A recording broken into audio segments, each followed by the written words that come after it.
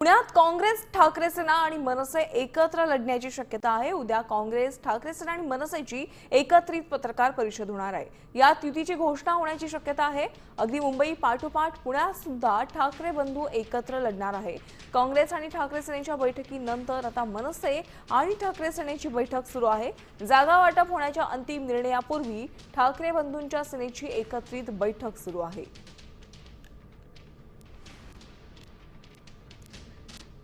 या संदर्भात अधिकचे अपडेट जाणून घेऊयात आमचे प्रतिनिधी अक्षय यांच्याकडून। अक्षय, आपण पाहतोय पुण्यात आता काँग्रेस, ठाकरे सेना आणि मनसेची देखील युती होण्याची शक्यता आहे। उद्याचं स्वरूप काय असणार आहे, याबाबतची घोषणा कधी होणार आहे? निश्चित आपण बघू शकतो की महापालिका निवडणुकीसाठी उमेदवारी अर्ज भरण्याचे शेवटचे 2 दिवस उरल्यामुळे आता काँग्रेस, मनसे आणि उद्धव ठाकरेंची शिवसेना जी आहे ती पुणे महापालिकेसाठी एकत्र लढणार आहे। या संदर्भातली जी बैठक आहे आज पुण्यात ती सुरू आहे आणि आपण जर पाहिलं तर काँग्रेसला 80 जागा तर शिवसेना आणि मनसे या दोन्ही पक्ष मिळून 65 जागा लढवतील अशी माहिती जी आहे ती सूत्रांनी दिलेली आहे।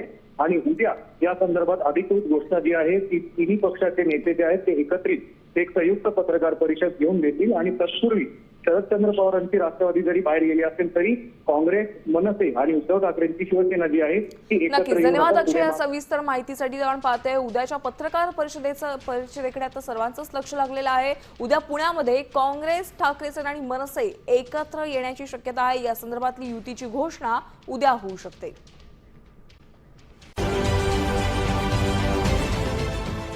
देश विदेशातील प्रत्येक घडामोडींचे लाईव्ह अपडेट मिळवण्यासाठी आता साम टीव्हीच्या सर्व सोशल मीडिया प्लॅटफॉर्मला लाईक, फॉलो आणि सबस्क्राईब करा।